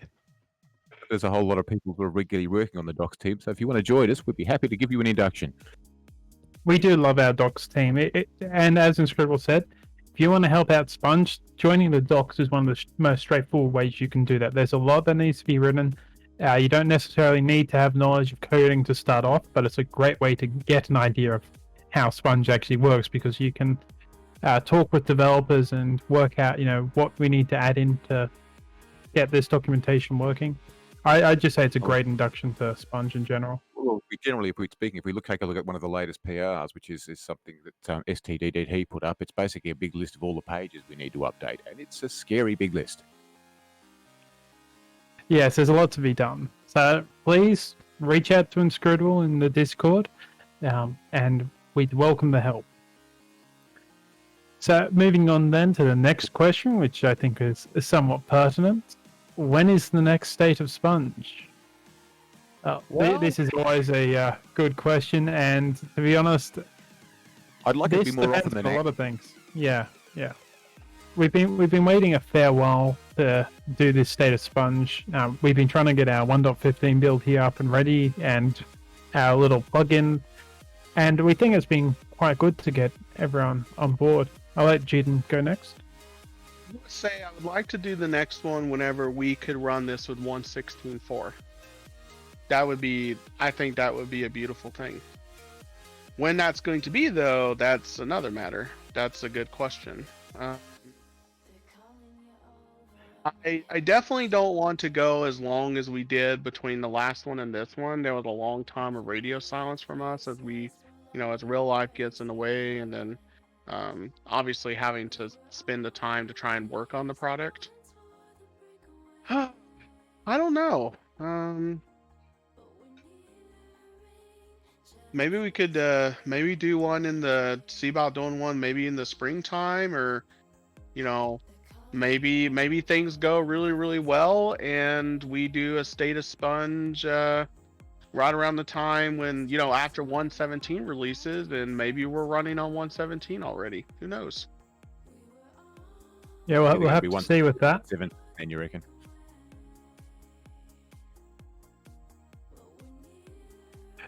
One thing I was going to add is no, it's not the case where we are, but given the scenario for a lot of people across the world at the moment being stuck indoors, I think it might be fun to do, not necessarily a state of sponge, but another little playthrough with the Royale plugin, because this seems quite fun and be good to get the devs and the community having a fun game with each other. So that might be something we can look into, but I stress that that's not a state of sponge. Oh, sure. And there's definitely some stuff, that I've seen here played today. There's besides the couple of bugs that I've saw, but I think there's some other game mechanics that I kind of have in my head that I could throw into the plugin. Make it a little bit, spice it up a little bit more. Definitely so. Okay. On to the next question, which I've had from a couple of people. Did you ever consider to support the Fabric platform, and will Sponge be supporting Fabric and so on? So we've had a few of these. Yeah, I figured that. You're the one to take that one away. Yeah, I figured that question would be coming up a lot. So I50, who has been sitting in the Twitch chat and was kind of rambling a little bit earlier about some 1.17 changes.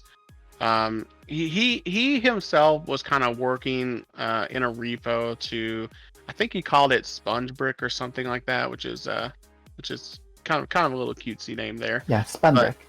Sponge Brick. he was working on it, and definitely a bit of an undertaking. Sponge Common itself, what we're calling Sponge Common today, it comes first and paramount. This is above working on Sponge Forge, Fabric, insert another platform here. We have to get the product stable. We have to get the API re-implemented, guarantee that the events are going to fire. Take it way above what we did with 7.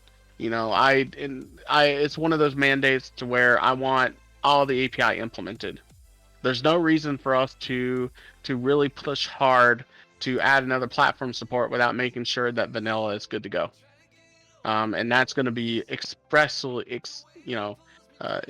important for this version of the game, simply due to the amount of changes.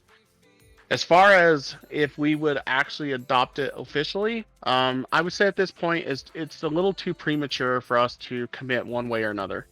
I would say it really would come down to whenever we work on Sponge Forge, depending upon the amount of work it takes for that platform.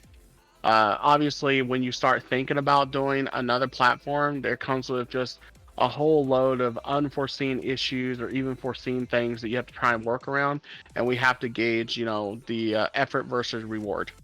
That said, I will be the first one to admit that I am very much aware that there's still very much a lot of mods coming out for Forge, but there's also a lot of mods coming out for Fabric. So I know that this is going to be a question that this is not going to be the last time we're going to be asked. And as time goes on, and as that continues to grow with the culmination of the fabric mods and the culmination of the forge mods, that situation is just going to continue to divide. As well as the fact is making sure that if we do go to a particular platform, we have to also make sure that the platform vendors get we got to have their backing to make sure that they're willing to make changes in the platform itself to support our needs. We're not very forceful behind it. We don't really need a whole lot of much, just a way to get us bootstrapped into the platform, get our plugins in there, be treated as kind of like one of their mods. I mean, that's the biggest thing. But having that support is critical. What I will say is that if those of you that kind of know our history, Forge was on board and backed us from day one. They were our partners. Lex and CPW have been nothing but fantastic to us. We talk in the dev channels about various issues in the past and even to this day. So I mean, the support from them has just we couldn't have done it without them. We couldn't have gotten to be as popular as we have, especially with Sponge Forge, without them kind of backing us up on this and giving us the resources we need. I mean, for the longest time, our downloads page was literally via Forge. Forge stepped up, helped us out because we didn't have the means and stuff to do that right there. And I honestly, huge round of applause to them. They've kind of kept this going for, where Forge is concerned, they've kept it going for so many years now. And I definitely, as it stands right now, they are definitely our third party platform that we would officially target, and we don't really have plans to change anything like that at this point. But I'm not going to completely write Fabric off the radar. It's just going to really depend upon how it goes. It's going to come down to how much effort and labor and stuff like that. So, any more questions? Okay, so the next question, which I believe is addressed to Jewel from MD678685, is Nucleus the best? Can I ask the audience? Yes, you can. I'm I asking think the audience. if you agree that Nucleus is the best, you should put that in the Twitch chat. Oh no. Or the Oh, in-game no. chat. I mean, whichever one you want to do. So I mean, the thing is, I wrote Nucleus because I wanted an Essentials Light plugin on the Sponge platform, and what I saw wasn't available. So I just wrote it, and I hope that everyone else would like it. And if you like it, then I'm pleased. But you should also look at other plugins on the Sponge platform, and there are some that are so much more innovative than Nucleus. Seriously, go and look at all.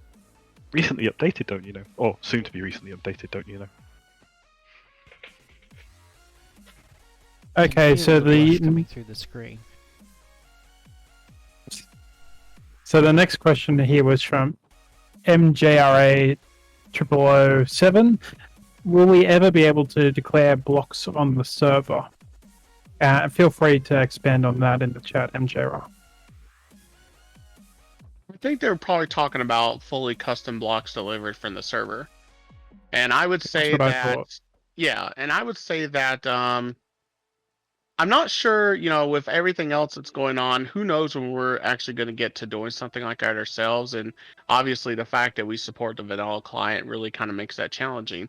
That said, we may not have to do it, at least for decorated blocks. I mean, there are definitely changes that are happening underneath the hood for the base engine to support this kind of concept, to where the blocks are sent from the server. Truly dynamic blocks, ones that have like really special rendering, if you will, ones that typically end up as like a block entity, for example. I'm not really sure where those are concerned. Maybe Mojang comes up with kind of a specialized animation format to try and pull that off. I see the writing on the wall, though. I see it coming. The there's empirical evidence by looking over the history of where the game was in 1.12 and the games were or how the game is today to see that they're working towards that point. So who knows?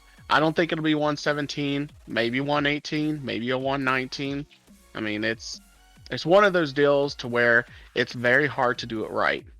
And like someone that just mentioned or someone that just said, why not have mods themselves sent from the server on a vanilla client? Well, the issue there is, I mean, you're dealing with external code, and when you have a game developer in this case, which is Mojang, they have to be extremely careful because no matter how many warnings they gate it behind, hey, be careful, you're being sent external code, so on and so forth.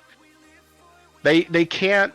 That's not a defense for them to shield their eyes away from the security concerns. I mean, this is the reason why, for example, you don't see Forge just deliver your mods to the client. When the server joins, could they do it? Oh, absolutely. Could we deliver your plugins to the client? Absolutely. Do we want to? No. No, we do not want to do that because no group wants to be responsible for that security headache. I mean, that's how it is. I mean, there could literally be a mod that gets deployed to someone's client that turns their computer while they're playing the game into like some kind of botnet. And the reason for that is because of the fact that mods literally they run the same kind of code base and they use the same code architecture to do what they do as the Minecraft engine itself does. So pretty much whatever you can do in a mod, you can pretty much do if you were just modifying the game itself to do it. It's not like there's like a custom script language that you make your plugins in and that thing is greatly sandboxed and then it's good to go. Even with the changes that have happened in later versions of Java, like Java 15 and below, are not good enough to address the security concerns as they are. It just is what it is.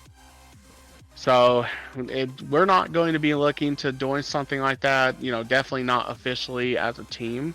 You may have community members that might, do stuff like that. More power to them. It's just that you're never going to have an official platform for this game, not without giant, changes to how plugins are done. That's going to get behind the play like that. That would be suicide for the platform. Next question. Okay, well, that's all the questions I have. Unless anyone else has any quick questions you want to put in the chat. Yeah, I mean, I would say this is our final shout out for questions. Give us the last, I would say give us like 2 more questions if you have them. Otherwise, then we'll go ahead and go into closing and close out this State of Sponge. JB Yoshi, what needs help on 115? Excellent question. Everything. Like one of the first things that would help would be to go through our open issues and see what is still relevant to do. Gabazo did write the little utility thing that made it to where all the invalid classes created an issue. It would be nice to be able to say, okay, do we need this anymore? Was this updated? And someone didn't just, close an issue and stuff like that. Another one would be implementing, or not implementing, but using the API in a plugin. Is there an API method that you call that's not implemented? And if it's not implemented, then can you implement it yourself? We're heavily taking PRs for 1.15. Or is there a rough part of the API that we just don't see? Can you help us out with that?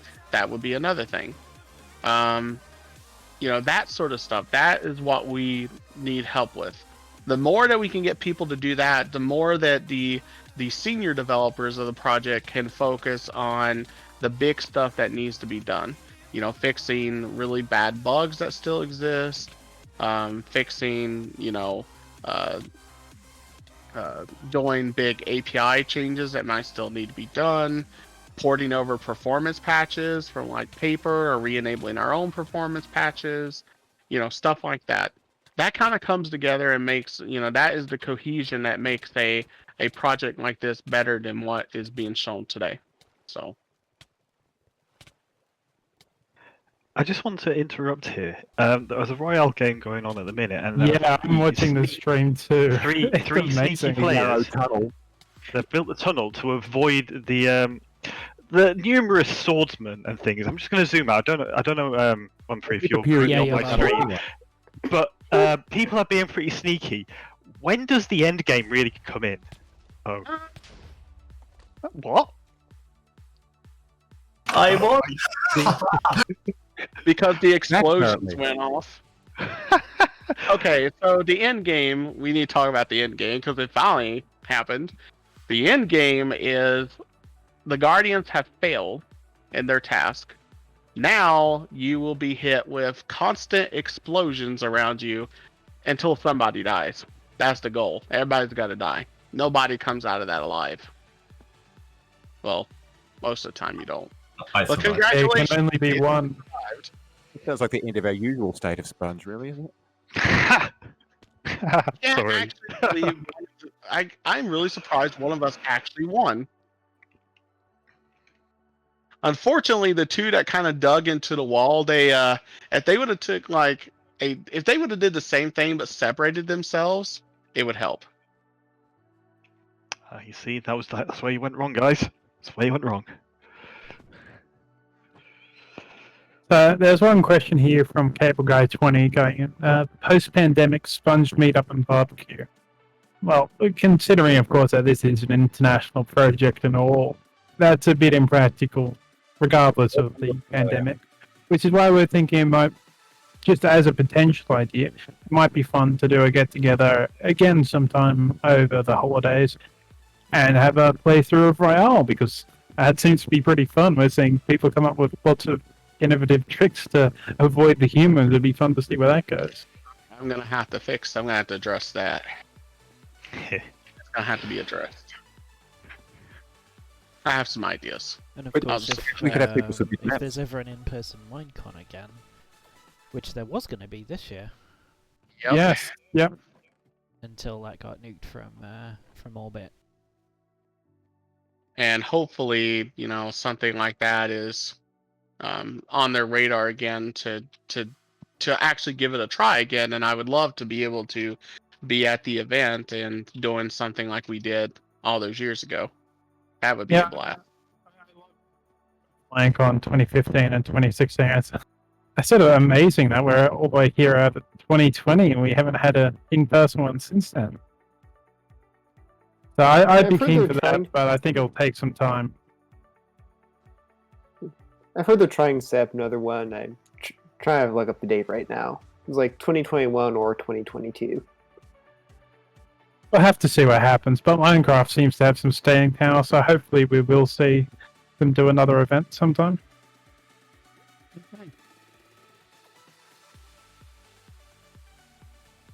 So I Another think Java. we've come to the 2-hour mark here. So that's probably our cue to end the session. Jeevan, I think you're the one to make the closing remarks. Yes, absolutely. So this is coming to a close here on State of Sponge 19. Cannot stress how happy I am to see how well this went. I had it in my gut. I knew it would go this well, but to see it actually happen in action really does it really lights the fire to continue striving towards this and make the next one even better. I want to take the time to thank everyone that came out today. Those that were here but had to go or still here with us. We do this project not because we want to do our own servers or our own plugins or whatever. We do this project because of the community. We strive to continue doing what it is that we do because of the support that everyone gives us. You drive us to continue making Sponge better than what it is. So thank you. Truly, it's the best way I can put it. Thanks so much for coming out. We hope everyone has a good weekend. We hope everyone has good holidays if you don't hear from us again before the end of the year. And hopefully the next time that you do hear from us, be it in State of Sponge, we will be live from Minecraft 1.16.4. So thanks everyone. Have a good evening.